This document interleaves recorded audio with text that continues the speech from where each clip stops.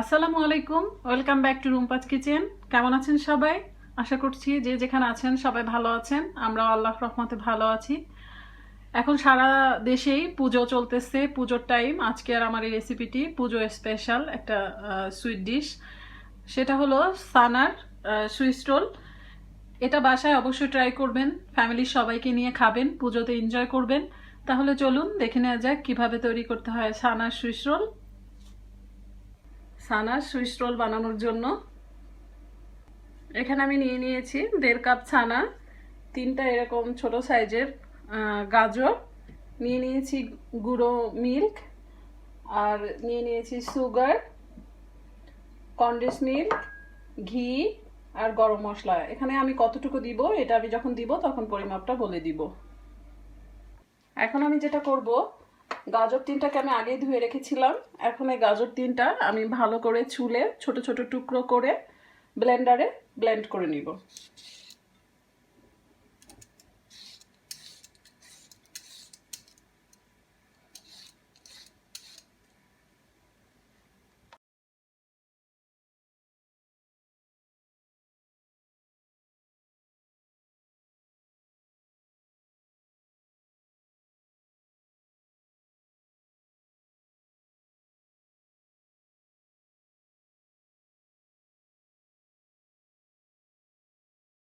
ব্লেন্ডারে আমি গাজরের টুকরোগুলো দিয়ে দিয়েছি। এখন এর মধ্যে কিছুটা পানি অ্যাড করে এটাকে ভালো করে মিহি করে ব্লেন্ড করে নিব।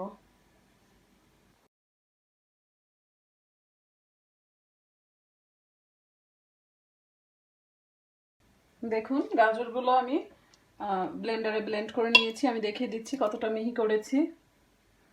দেখুন এরকম মিহি করে ব্লেন্ড করে নেবেন। এখন আমি এটাকে একটা সাইড করে রেখে দিব।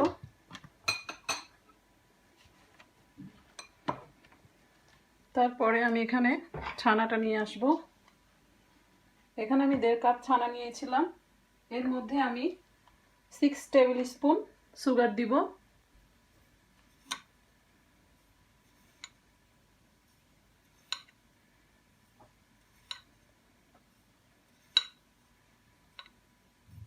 এখন আমি এটাকে হাত দিয়ে ভালো করে একটু মথে নিব, যেমন 2 মিনিটের মতো মথলেই হয়ে যাবে।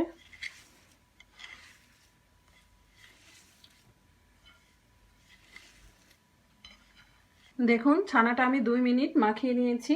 এখন চুলায় আমি একটা প্যান বসিয়ে দিয়েছি। প্যানের মধ্যে আমি 1 টেবিল স্পুনের মতো ঘি দিয়ে দিচ্ছি। তারপরে দিয়ে দিচ্ছি 2টা দারচিনির টুকরো, 2টা এলাচ দানা। এটা যদি গুঁড়ো থাকে আপনাদের কাছে, এলাচ দারচিনি গুঁড়ো, তাহলে দিলে ভালো হয়। চুলার জালটা আমি এখন কমিয়ে দিব, মিডিয়াম আঁচে করে দিব।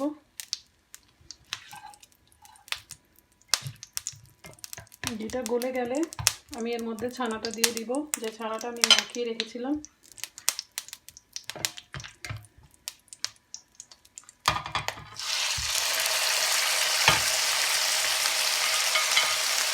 ছানাটা এরকম একটা চামচের সাহায্যে এটাকে ভালো করে চেপে চেপে এরকম করে নেবেন, তা না হলে কিন্তু ছানাটা দলা পাকিয়ে যাবে।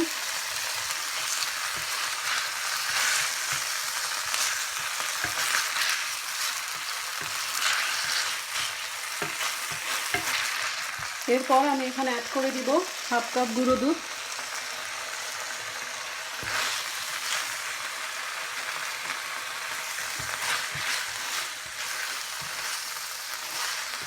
এখানে যদি ছানা বেশি গুঁড়ো দুধ কম, আবার গুঁড়ো দুধ বেশি ছানা কম হয়ে যায় তাহলে কিন্তু একটু সমস্যা হবে। কারণ গুঁড়ো দুধটার পরিমাণটা যদি বেশি হয় তাহলে যখন আমরা রোলটাও বানাতে যাব তখন রোলটা ফেটে যাওয়ার সম্ভাবনা থাকে। তো আমি যে পরিমাপটা দিয়েছি আপনারা এই পরিমাপটা দেওয়ার চেষ্টা করবেন, আর এভাবে চেপে চেপে কাজটা করবেন, তা না হলে কিন্তু দলা পেকে যাবে।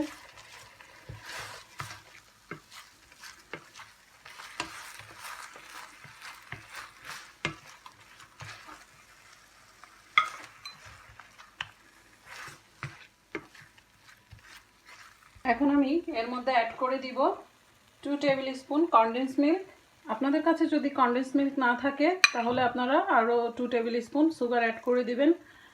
আসলে মিষ্টিটা আপনারা আপনাদের চয়েস মতো দিতে পারেন, এখানে কোনো সমস্যা হবে না। আসলে মিষ্টিটা যে যেমন খান ঠিক সেভাবে ইউজ করবেন। এখন আমি এর মধ্যে একদম সামান্য পরিমাণে একটু লবণ দিয়ে দিব, একদম 1 চিমটি এরকম করে। আর যদি নিডো গরু দুধটি ইউজ করেন তাহলে লবণটা দিতে হবে না।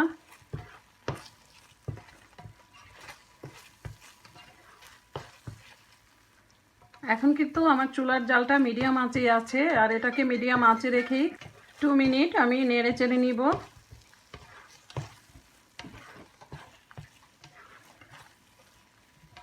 দেখুন 2 মিনিট নেড়ে নেওয়ার পরে ছানাটা এরকম উঠে আসছে ফ্রাই প্যান থেকে। আমি আরও 1 মিনিট একটু নেড়ে চেড়ে নিব। আর এই ছানাটা কিন্তু সবসময় এরকম নাড়তেই থাকবেন, একটু রেখে দিলে কিন্তু নিচে লেগে গিয়ে কালারটা নষ্ট হয়ে যাবে। এই ভুলটা কখনোই করবেন না।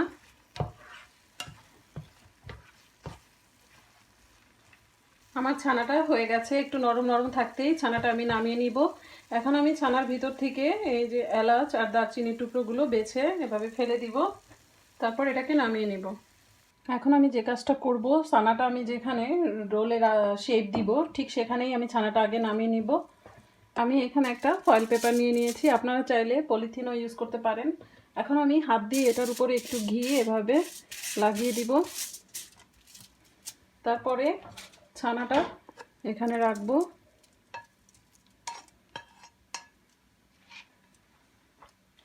এখন আমি ছানাটা 2 হাত দিয়ে এভাবে চেপে চেপে এরকম চ্যাপটা শেপ করে নিব।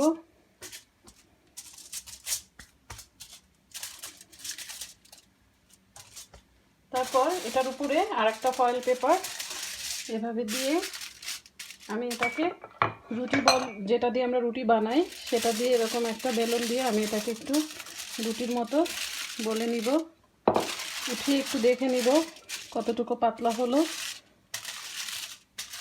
এই কাজটা আপনারা একটা উপরে আর একটা পাতলা পলিথিন বিছিয়েও করতে পারেন।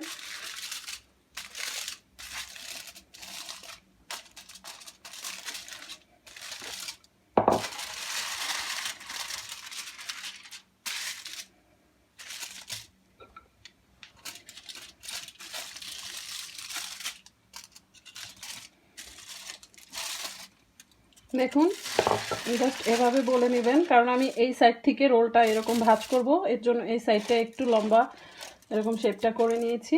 এখন আমি এটাকে এভাবেই ঢেকে এভাবে রেখে দিব যাতে ঠান্ডা না হয়ে যায়। এরপর আমি গাজরটা করে নিব, যেই পুরটা আমি রোলের ভিতরে দিব। এখন আমি চুলার উপরে সেম ফ্রাই প্যানটা দিয়ে দিয়েছি, দিয়ে দিব এর মধ্যে 1 টেবিল স্পুন ঘি, 2টো দারচিনির টুকরো ঠিক আগের মতোই, 2টো এলাচ দানা। এরপরে যখন এটা ঘিটা একটু গলে যাবে তখন আমি গাজরটা দিয়ে দিব। এখন আমি ব্লেন্ড করা গাজরগুলো ঢেলে দিচ্ছি। এখন আমি এর মধ্যে ঠিক এই আগের মাপেই 6 টেবিল স্পুন সুগার দিয়ে দিব।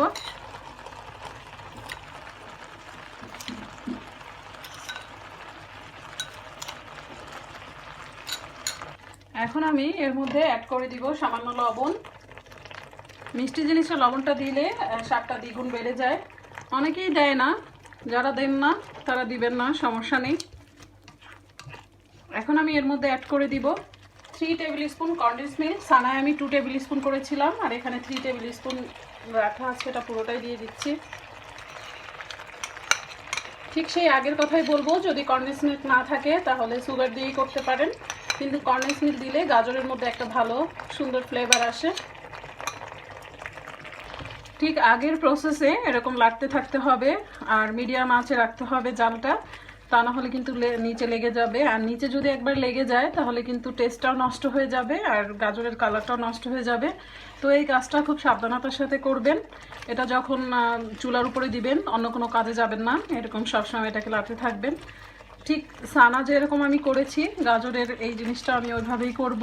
যতক্ষণ না পানি শুকিয়ে যায় ততক্ষণ আমি এইভাবে নেড়ে চেড়ে এটাকে জাল করে নিব।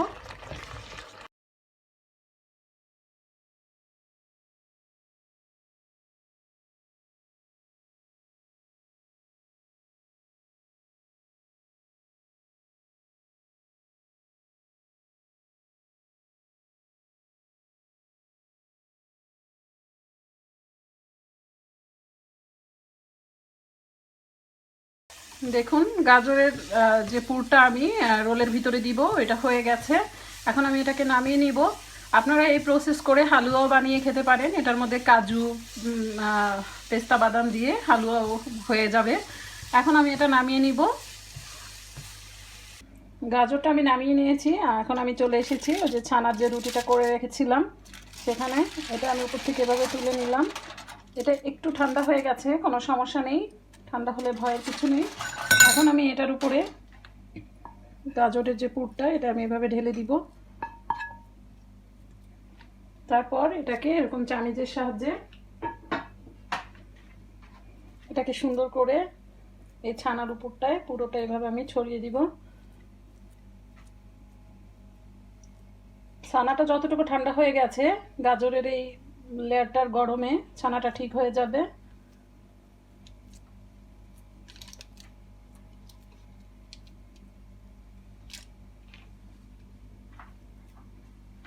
দেখুন গাজরটা আমি এভাবে বিছিয়ে দিয়েছি। এখন হাতে একটু ঘি নিয়ে আমি ঠিক এভাবে এটার উপরে এভাবে চেপে চেপে দিব।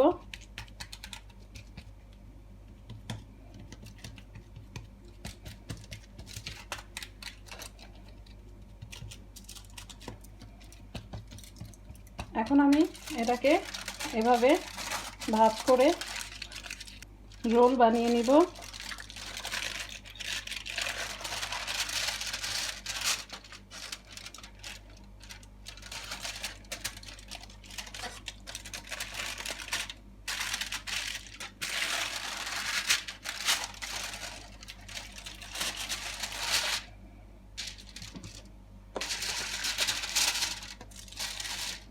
রোলটা বানানো হয়ে গেছে।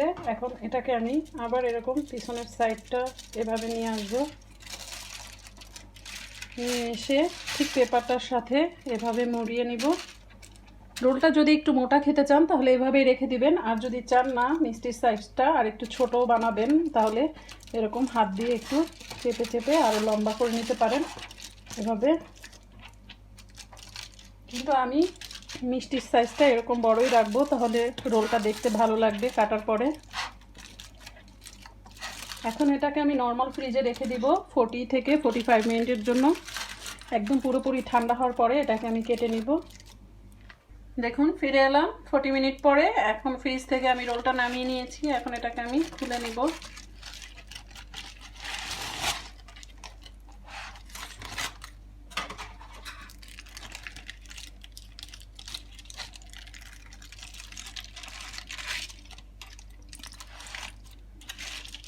এখন আমি এটাকে একটু কেটে নিব নিজের পছন্দ মতো।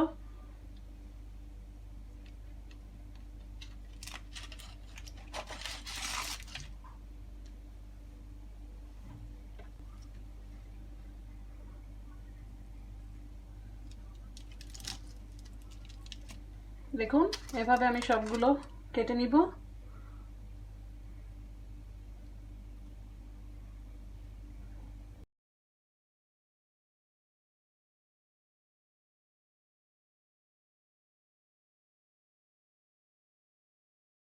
দেখুন রেডি হয়ে গেল ছানার সুইস রোল।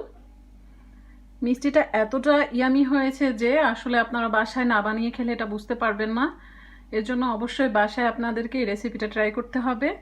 আর আমার রেসিপিটা যদি আপনাদের ভালো লেগে থাকে তাহলে লাইক কমেন্ট শেয়ার করবেন, সাবস্ক্রাইব করে আমার পাশে থাকবেন।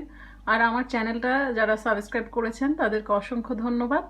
আজকে এই পর্যন্তই। ভালো থাকবেন সবাই, আমাদের জন্য দোয়া করবেন। আর এখন যাদের পুজোর টাইম, পুজো চলতেছে, তারা পুজোতে এনজয় করুন, ঘরে বসে মিষ্টি বানান, সবাইকে মিষ্টি খাওয়ান আর নিজেকে সেভ রাখুন। আল্লাহ হাফেজ।